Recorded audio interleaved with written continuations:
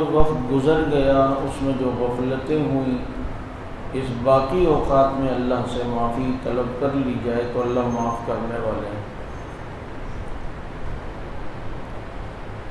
اور امید اللہ تعالیٰ سے یہی ہے کہ اللہ تعالیٰ ہماری اسی ٹوٹی پھوٹی عبادت کو قبول فرما لیں گے۔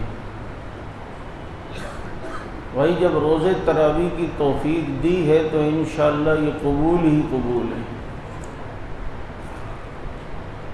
اب ہم اس طرح تو کیفیات نہیں بنا سکتے، عبادات نہیں کر سکتے جس طرح صحابہ کرام کی تھی، کیونکہ انہیں نبی کی صحبت ملی تھی، نبی کی رفاقت ملی تھی، نبی کا ساتھ ملا تھا۔ ہم یہ جس طرح کر رہے ہیں اگر اس میں بھی اخلاص ہوا تو انشاءاللہ یہ بھی بہت ہے۔ اللہ سے امید یہی رکھنی چاہیے، اچھی امید۔ آپ دیکھیں نا، آپ کا کوئی بیٹا اگر انٹر میں ہو، میٹرک کیا ہوا ہو، اگر وہ کسی کاغذ پہ با لکھے اور با لکھ کے دکھایا، امی ابو یہ دیکھیں میں نے با لکھا ہے، تو آدمی دیکھے گا کہے گا اچھا ماشاءاللہ۔ لیکن ایک بچہ ابھی جو کسی اسکول میں گیا نہیں، آپ کے 3 سال کا بچہ ہے، ہاتھ میں پین پکڑ کے ایسی ٹیڑھی سی لائن لگا کے نیچے اتفاقی طور پہ کوئی نقطہ لگ گیا ہو تو آپ بھی دیکھ کے کہیں گے وہ دیکھو کتنا پیارا با لکھا ہے۔ بھائی ادھر منہ نے دیکھو کتنا پیارا با لکھا ہے۔ بھائی کہاں پیارا لکھا ہے، نہ کوئی خطاطی کا اصول ہے نہ کچھ ہے، لیکن چونکہ وہ کسی اسکول میں نہیں گیا، وہ بھی کسی ٹیچر کے آگے بیٹھا نہیں ہے اور یہ بن گیا ہے، تو ہم سب اس کی حوصلہ افزائی کرتے ہیں اور کہتے ہیں کہ کتنا پیارا لکھا ہے۔ یہی 14ویں صدی میں ہمارے روزے، ہماری یوں راتوں کو کھڑا ہو جانا اور نمازوں کا پڑھ لینا، اللہ اسی پہ انشاءاللہ خوش ہوں گے کہ فرشتوں دیکھو دیکھو کتنے پیارا سجدہ کر رہا ہے میرا بندہ، دیکھو کتنی پیاری عبادت کر رہا ہے۔ کیونکہ ہمیں تو وہ چیز نہیں ملی جو صحابہ کو ملی تھی، نبی کی رفاقت، نبی کا ساتھ۔ اسی لیے آخر وقت میں جو لوگ 10% بھی دین پر چلیں گے وہ بھی اللہ کے ولی ہوں گے۔ تو اس لیے اللہ نے جو بلا لیا، اللہ جو اپنی عبادت کی توفیق دیتے ہیں، یہ قبولیت ہی ہے۔ انشاءاللہ اللہ سے یہ امید رکھیں اور مزید اس کو بہتر بنانے کی کوشش کریں۔ مایوسی اللہ رب العزت کو پسند نہیں ہے۔ ہم سے ٹھیک ہے بڑے گناہ ہوئے، رمضان غفلتوں میں گزرا، لیکن اللہ سے توبہ کر لیں، معافی مانگ لیں، اور جب معافی مانگیں گے کہ آخر میں بھی توبہ اور استغفار ہوگا، اللہ تعالیٰ اس پر بھی انشاءاللہ العزیز ہمیں فوراً فرمائیں گے اور معاف فرمائیں گے۔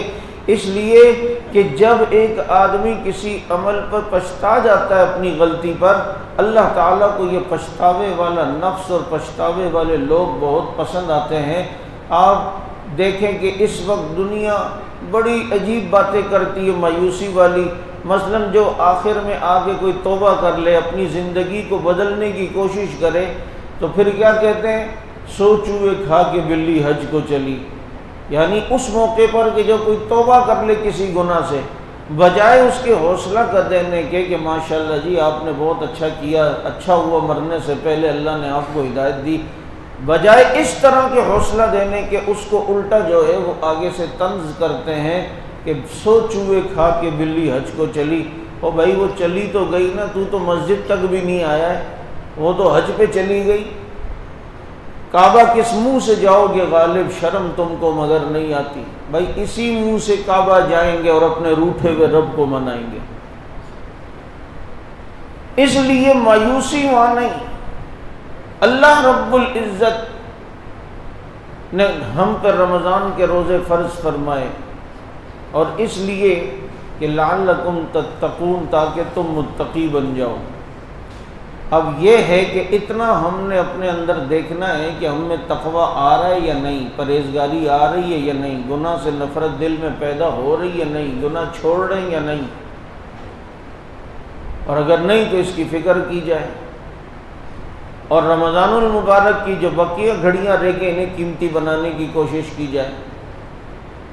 یہی چیز تھی کہ اللہ رب العزت کا خوف ہر معاملے میں رہے، اور یہ صفت اللہ نے حضرات صحابہ کرام رضوان اللہ علیہم اجمعین کو عطا فرمائی، تو اللہ نے پھر ہر میدان میں حضرات صحابہ کرام کی مدد فرمائی۔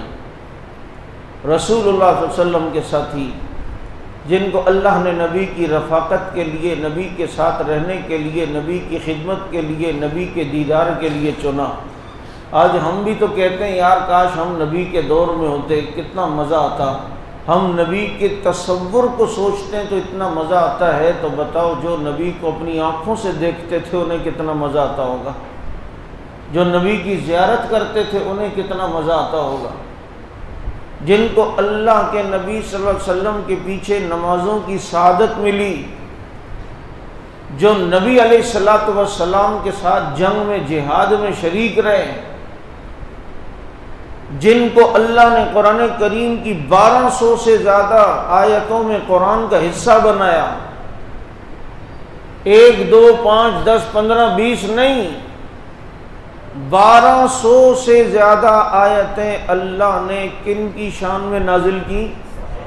بولیں، صحابہ کرام رضوان اللہ تعالی علیہم اجمعین، جن کو اللہ رب العزت نے وہ مقام اور وہ بلندی عطا فرمائی کہ ساری دنیا کو اللہ نے ان کے تابع کیا۔ جنگل کے درندے ان کی مانتے ہیں، جنگل کی شیر ان کی مانتے ہیں۔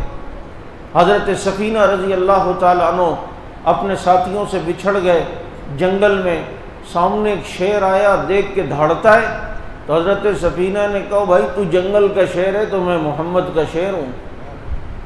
وہ شیر انہیں ان کے ساتھیوں تک پہنچا کر آتا ہے۔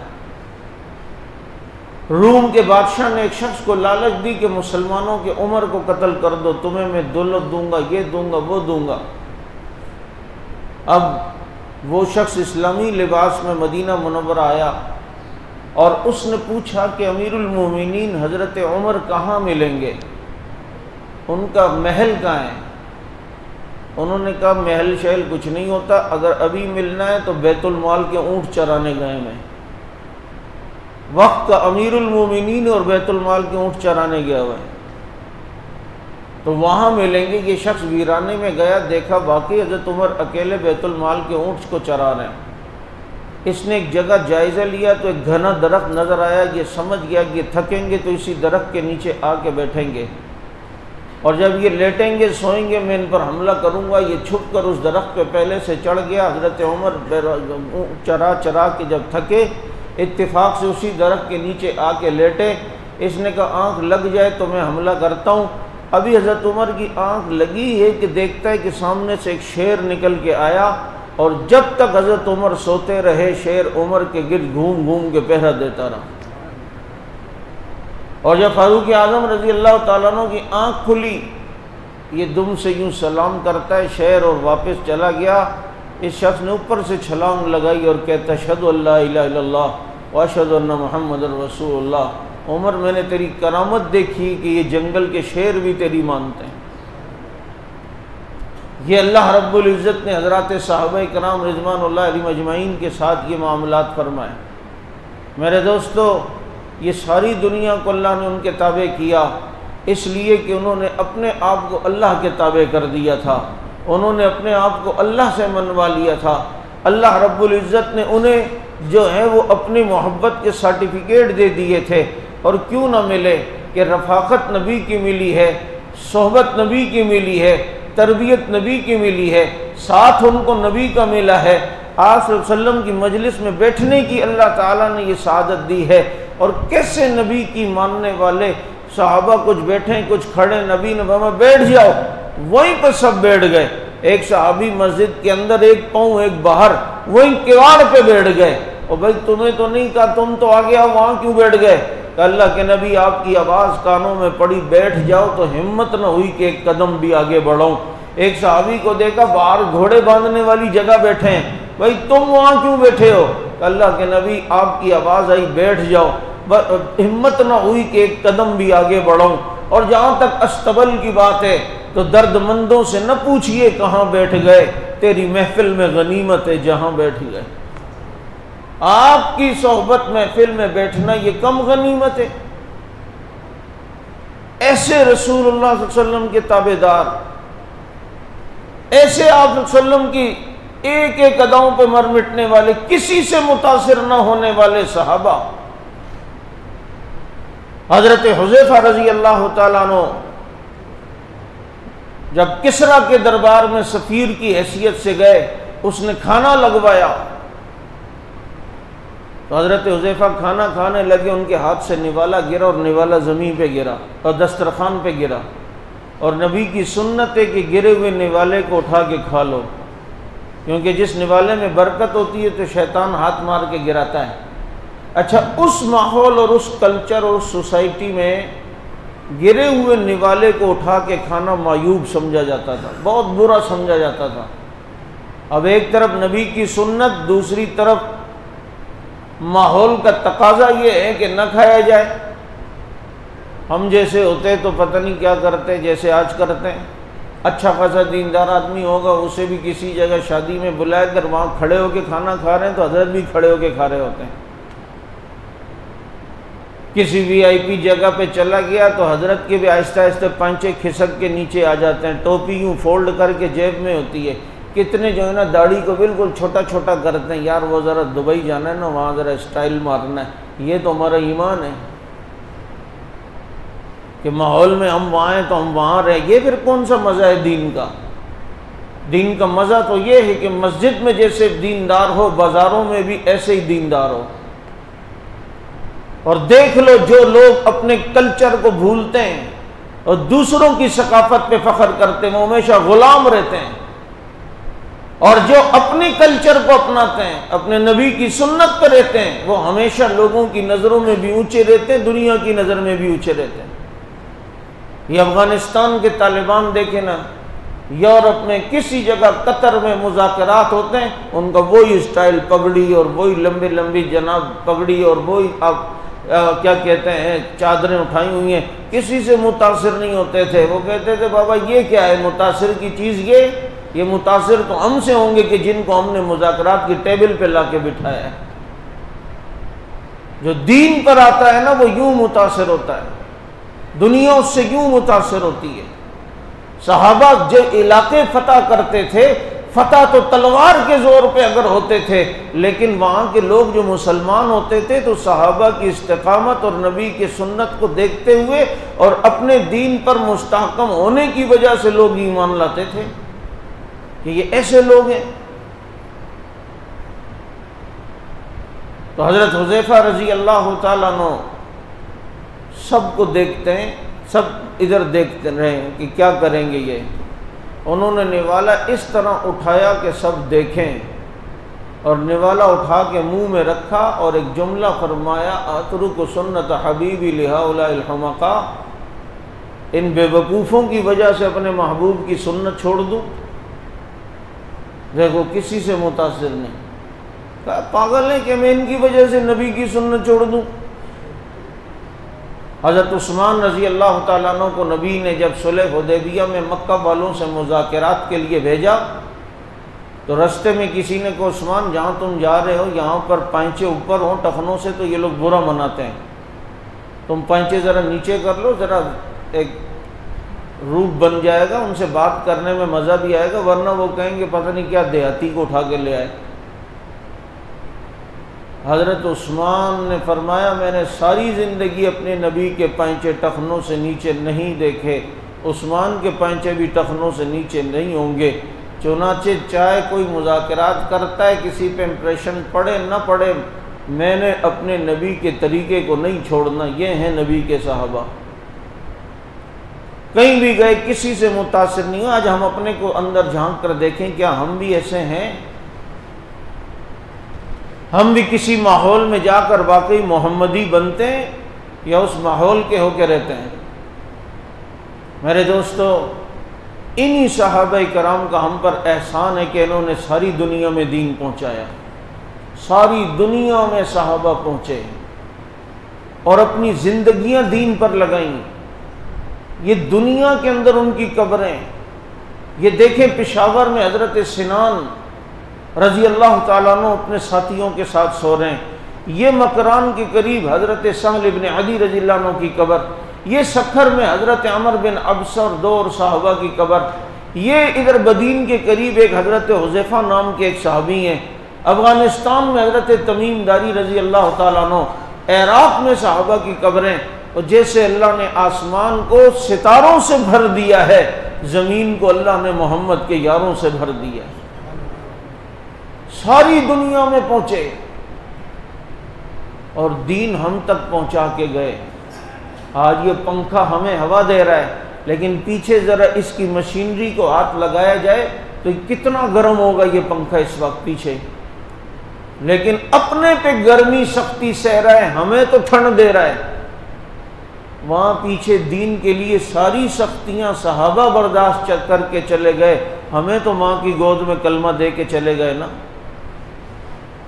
اور یہ اتنے اہمیت کے حامل اور اتنے لاڈلے لوگ ہیں کہ اللہ کے نبی صلی اللہ علیہ وسلم جب صحابہ کو بدر میں لائے تو دعائیں کرتے ہیں، اللہ اگر میرے صحابہ نہ رہے تو تیرا نام لینے والا کوئی نہیں رہے گا، اللہ انہیں بچا لے، اللہ میرے یاروں کو بچا لے، اللہ اگر یہ نہ رہے تو تیرا نام لینے والا کوئی نہیں رہے گا۔ اتنی فکر رسول اللہ صلی اللہ علیہ وسلم کو اپنے صحابہ کی۔ آج ہم نے اس معاملے کو ثانوی حیثیت دی ہوئی ہے۔ اس معاملے کو اگر صحابہ کی کوئی توہین ہوتی ہے تو کہتے ہیں یار چلیں کوئی اتنا نہیں ہے، وہ دیکھو نا ہم نے تو بس صحابہ کو اللہ نے جو عزت دینی تھی دے دی، اب جو ان کو برا کہتا ہے تو اپنی ہی منہ گندا کرتا ہے، اپنی زبان گندا کرتا ہے۔ بھائی یہ فلسفہ آپ اپنے متعلق بھی برداشت کریں گے اگر کوئی آپ کو گالی دے خدا نخواستہ، یا آپ کے گھر والوں کو کوئی گالی دے؟ یہ اتنے لاوارث نہیں ہیں، یہ اتنے ہلکے نہیں ہیں صحابہ، اللہ کی نظروں میں ان کی اتنی قیمت ہے کہ وہاں کوئی مصلحت ہی نہیں آنے دیتے۔ میں نے آج صبح بھی ایک جگہ بات کی، ابھی بھی میں زیادہ آپ کا ٹائم نہیں لوں گا، مختصر گفتگو کرنا چاہتا ہوں، کیونکہ آپ لوگ تو نہ ماشاءاللہ سبحان اللہ بول رہے ہیں نہ ماشاءاللہ بول رہے ہیں، اور اس ماحول میں ہم سے تو بات ہوتی نہیں ہے۔ میرے خیال میں آپ کا روزہ ہے اور میرا روزہ نہیں ہے، شاید اس لیے۔ بھائی میرا بھی روزہ ہے اور آپ کا بھی روزہ ہے، مجھے بالکل مزہ نہیں آ رہا یہاں بات کرتے، مجھے سمجھ ہی نہیں آ رہا میں بول کیا رہا ہوں۔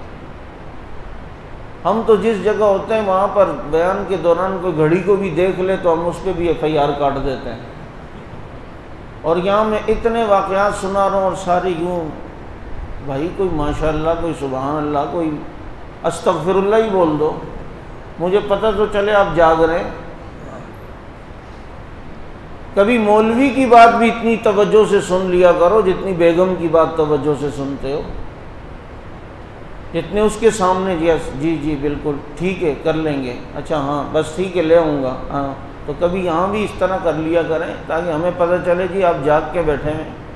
میں تو ابھی اس ماحول میں بات ہی نہیں کر رہا جس ماحول میں ہم بات کرتے ہیں، کہ میں ابھی تو شروع میں تو ہم لوگوں کو خالی چیک کرتے ہیں،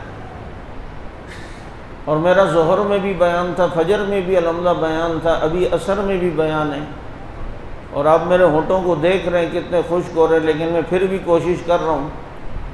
چلیں میں بھی مختصر بات کرتا ہوں، مجھے اب بتائیں کہ میں نے بات ٹرن کہاں سے کی تھی، کوئی بتا سکتا ہے؟ میں ذرا دیکھوں کتنی توجہ ہے۔ ابھی جو میں بات کر رہا تھا تو میں کون سے سروس روڈ پہ نکل گیا ہوں، تو میں ہائی وے پہ جو چل رہا تھا تو وہ کیا بات کرنے والا تھا؟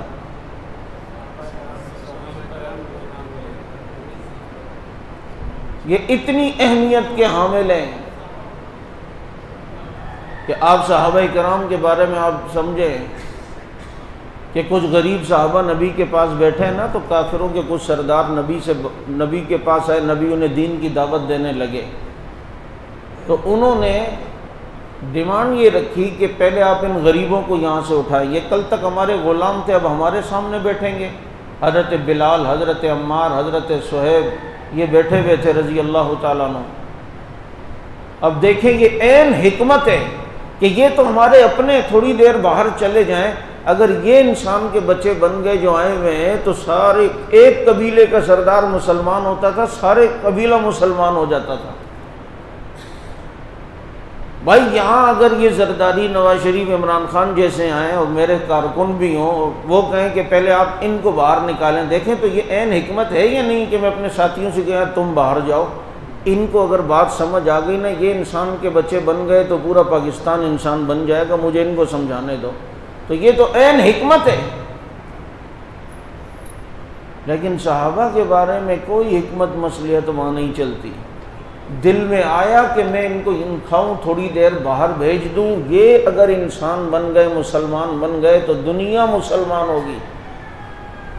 لیکن اللہ کو صحابہ سے کچھ پیار اتنا ہے کہ جو شخص صحابہ کو بائی پاس کر کے مسلمان ہونا چاہے، اللہ کو ایسے بے ایمان کے ایمان کی بھی ضرورت نہیں ہے۔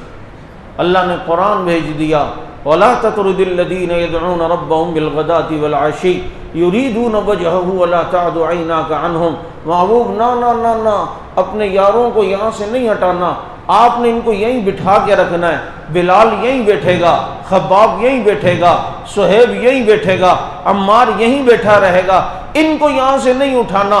سوال ہوا کہ ربا اگر انہیں نہ اٹھایا تو ان کافروں کے ایمان کی فکر نہ کروں، یہ کیا مسلمان ان کو نہ کروں، یہ بھلے جہنم میں جائیں، ان کے ایمان کی فکر نہ کروں۔ اللہ نے کہا فمن شاء فلیؤمن ومن شاء فلیکفر، جس کی مرضی یہ مومن بنے، جس کی مرضی یہ کافر بنے، بلال نہیں اٹھے گا۔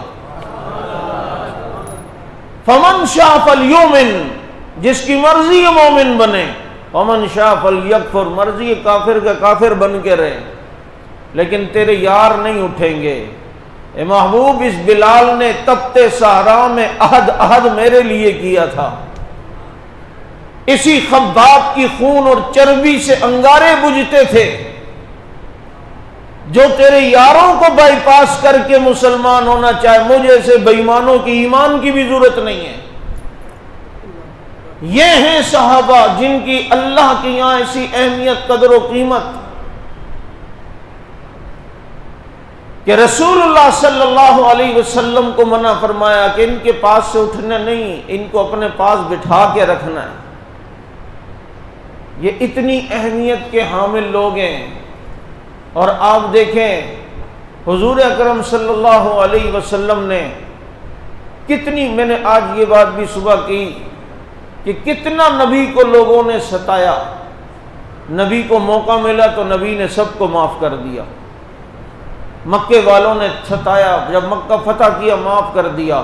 طائف میں نبی کو پتھر مارے گئے، ایک جگہ آ کے بیٹھے، جبریل آ گئے اور کہا آپ حکم کریں، اللہ نے بھیجا ہے، پہاڑوں کے فرشتوں سے کہتا ہوں ملا دیں گے دونوں پہاڑوں کو، اور طائف والوں کو یوں بیچ میں پیس ڈالیں گے جیسے چکی کے اندر آٹا پیس دیا جاتا ہے۔ نبی نے فرمایا نہیں، یہ مسلمان نہیں ہوتے، ان کی قوم میں تو کوئی مسلمان ہوگا، ان کی نسلوں میں۔ اپنے پر ظلم ستم کرنے والوں کو نبی نے معاف کیا۔ میں نے اس دن علماء کی مجلس میں ایک بات کہی، میں نے کہا مجھے ذرا اگر کہیں نالج میں آپ کے ہو تو بتا دینا کہ نبی نے اپنے ساتھ جنہوں نے زیادتی کی انہیں معاف کر دیا۔ میں نے کہا جنہوں نے صحابہ کے ساتھ کبھی زیادتی کی نبی نے انہیں بھی معاف کیا ہے؟ کوئی ایک واقعہ ایسا بتا دیں، کوئی ایک واقعہ ایسا لا کے بتائیں کہ کسی نے صحابہ سے گڑبڑ کی اور نبی نے انہیں معاف کیا ہو۔ یہ اتنے لاڈلے نبی کے۔ قوم اورینا کس طریقے سے ایک صحابی کو مار کے گئی، اللہ کے نبی نے انہیں پکڑوایا، پوری قوم کو پیاس اور بھوک میں رکھا اور انہیں مسلح کیا، ان کو قتل کیا اور ان کو پھر ناک کاٹے، ہونٹ کاٹے۔ یہ پیغمبر نے صحابہ کے دشمن کے ساتھ یہ کیا۔ 70 صحابہ کو منافق کو دھوکے سے لے گئے کہ جی ہمارے علاقے میں لوگ مسلمان ہوئے ہیں، آپ ایسا کریں وہاں کوئی لوگ بھیجیں، دین انہیں سکھائیں۔ یہ 70 صحابہ نبی نے دیے، بیر معونہ کے قریب جا کر ان کو شہید کیا۔ 1 مہینے تک نبی نے فجر کی نماز میں صحابہ کے دشمنوں کے لیے بد دعا کی ہے۔ قنوت نازلہ پڑھ کر حدیث میں بد دعاؤں کے الفاظ ہیں، اللہم شتت شملہم، اللہم دمر دیارہم، اللہم خرب بنیانہم، اللہم زلزل اقدامہم۔ اللہ ان کے قدموں کو اکھاڑ دے، ان کی بستیوں کو اجاڑ دے، ان لوگوں کو زمین میں دھسا دے۔ یہ 1 مہینہ فجر کی نماز میں نبی صحابہ کے دشمنوں کے خلاف بد دعا دے رہے ہیں۔ صحابہ کے دشمنوں سے محبت اور دوستیاں لگانے والوں، وہاں دوستی نبی کی سنت نہیں ہے، صحابہ کے دشمن کو بد دعا دینا نبی کی سنت ہے۔ ان کے دشمن کو بد دعا دینا کس کی سنت ہے؟ یہ سنت ہے۔ اور ہم JDC کو زکوٰۃ دے رہے ہیں، جو طبقہ خود زکوٰۃ مانگتا نہیں ہے تم اس سے زکوٰۃ اسے دے رہے ہو، اور وہ تمہاری زکوٰۃ سے تمہارے ہی خلاف لڑنے والے شام میں لباس زینیوبیون اور دوسرے تیسرے دہشت گرد تنظیموں کو سپورٹ کر رہے ہیں، اور ہمارے نام نہاد مسلمان جا کر اس کے سامنے بیٹھتے ہیں، وہ بھی تمہارے ذریعے سے لوگوں کو بے وقوف بناتا ہے، کبھی وہ کس نام سے کبھی وہ کس نام سے۔ اس لیے یہاں پر نرمی نہیں کی نبی نے۔ یہ ہیں صحابہ کرام، آج ان کی عزت و ناموس کے لیے الحمدللہ ایک جماعت جسے سپاہ صحابہ کہا جاتا ہے، قربانیاں دی ہیں، مارے کھائی ہیں، جیلوں کو آباد کیا ہے، لیکن دشمن صدیق کو الحمدللہ ننگا کر کے دکھایا ہے، صحابہ کے دشمن کو لگام دے کر دکھائی ہے۔ ایک زمانہ تھا کھلے عام صحابہ پہ تبرہ ہوتا تھا، گالیاں ہوتی تھیں۔ پنجاب میں ایک مسجد کے امام اور کمیٹی پر اس لیے FIR کٹی تھی کہ انہوں نے حضرت معاویہ رضی اللہ عنہ کی شان میں جلسہ کیا تھا، اس پر FIR کٹی کہ معاویہ کا نام کیوں لیا گیا۔ آج الحمدللہ صحابہ کے دیوانوں نے اتنی محنت کی ہے کہ حضرت معاویہ کی جو توہین کرتا ہے پرچہ اس کے خلاف کٹتا ہے، FIR اس کے خلاف کٹتی ہے۔ آپ کہاں ہیں؟ یہ 79 میں ایران میں جو خمینی انقلاب آیا، وہ انقلاب پاکستان میں لانا چاہ رہے تھے، اس لیے یہاں انہوں نے ایک جماعت کی بنیاد رکھی، تحریک نفاذ فقہ جعفریہ۔ نفاذ فقہ جعفریہ تحریک کا نام رکھا، جس کا مطلب ہے پاکستان میں ہم فقہ جعفریہ کا نفاذ چاہتے ہیں۔ ایران دیکھیں نا، شام میں کتنی بدمعاشی کر رہا ہے، عراق میں کیا کچھ نہیں کر رہا، ایران سعودیہ میں حوثی باغیوں کے ذریعے کیا کچھ نہیں کر رہا، پاکستان تو یہاں ساتھ ہے۔ یہاں تو اس کی تنخواہ دار یہ علامہ ذاکر جتنے یہ فوج ہے۔ آپ کا ملک شام اور پاکستان کیوں نہیں بنا کہ یہاں اللہ نے حق نواز جھنگوی کو پیدا کیا تھا، جس نے سنی قوم کو پہلے سے بیدار کیا ہے، اس طوفان کے متعلق پہلے سے آگاہ کیا ہے، ورنہ یہاں آپ کے سروں سے بھی فٹ بال کھیلے جا رہے ہوتے۔ وہ یہ نہیں دیکھتے یہ کچا مسلمان ہے پکا، وہ یہ دیکھتے ہیں کہ یہ ابو بکر کا ماننے والا ہے یا نہیں، یہ عمر عثمان کا ماننے والا ہے یا نہیں۔ الحمدللہ جماعت نے قربانی دی، اور یہاں میں نے صبح بھی کہا ہم وزارتیں دیکھ کر نہیں آئے، عہدے دیکھ کر نہیں آئے، وہ تو یہاں کہاں ہیں وزارتیں شزارتیں، اس جماعت میں تو ملتی بھی نہیں ہیں۔ ہم یہاں اپنے شہداء کی قبروں کی خوشبوئیں سونگھ کر آئیں۔ یہ آپ کے قریب ناگن چورنگی صدیق اکبر مسجد کے امام مولانا عبدالغفور ندیم شہید جب قبر میں گئے، 8 دن ان کی قبر سے خوشبو آئی یا نہیں آئی؟ کتنے آپ میں سے بھی کتنوں نے اس خوشبو سونگھی ہوگی؟ علامہ علی شیر حیدری شہید کی قبر سے خوشبو آئی یا نہیں آئی؟ ہمارے پنجاب کے صدر سپاہ صحابہ کے علامہ شمس الرحمان معاویہ شہید 4 سال بعد ان کی قبر بیٹھی، دنیا دیکھ کر حیران ہو گئی کہ زمیں میلی نہیں ہوتی، زمن میلا نہیں ہوتا، صحابہ کے غلاموں کا کفن میلا نہیں ہوتا، ان کا جسم بھی سلامت، کفن بھی سلامت۔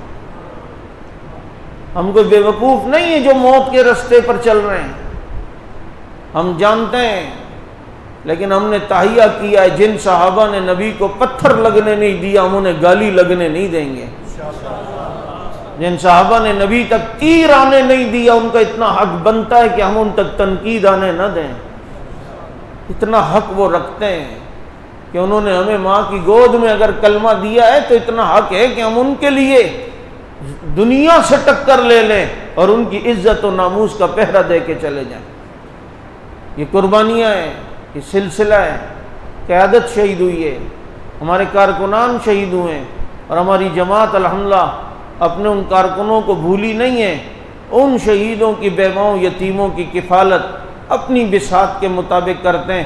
ہر مہینے ان کے ہاں وظیفہ جاتا ہے، 2 کروڑ روپے کے قریب سالانہ ہمارا ان شہداء کے گھرانوں میں فنڈ جاتا ہے۔ اس سال ہم نے الحمدللہ کی توفیق سے ایک قدم اور بڑھایا، بعض شہیدوں کی بیواؤں کی طرف سے درخواستیں آئیں کہ ہم کرائے کے مکان میں ہمیں گھر بھی دیے جائیں. ہم نے کہا اتنا تو خیر ہے نہیں. خیر اللہ سے دعائیں کی، توجہ ہوئی، اللہ نے کرم کیا. آج اس سال ہم نے 4 بیواؤں کو الحمدللہ چابی اور کاغذات سمیت مالکانہ حقوق کے ساتھ گھروں کی چابیاں بھی دے دی ہیں. اور آگے بھی انشاءاللہ العزیز مزید اسی طرح بیواؤں کو، یتیموں کو گھر دینے کا ارادہ ہے.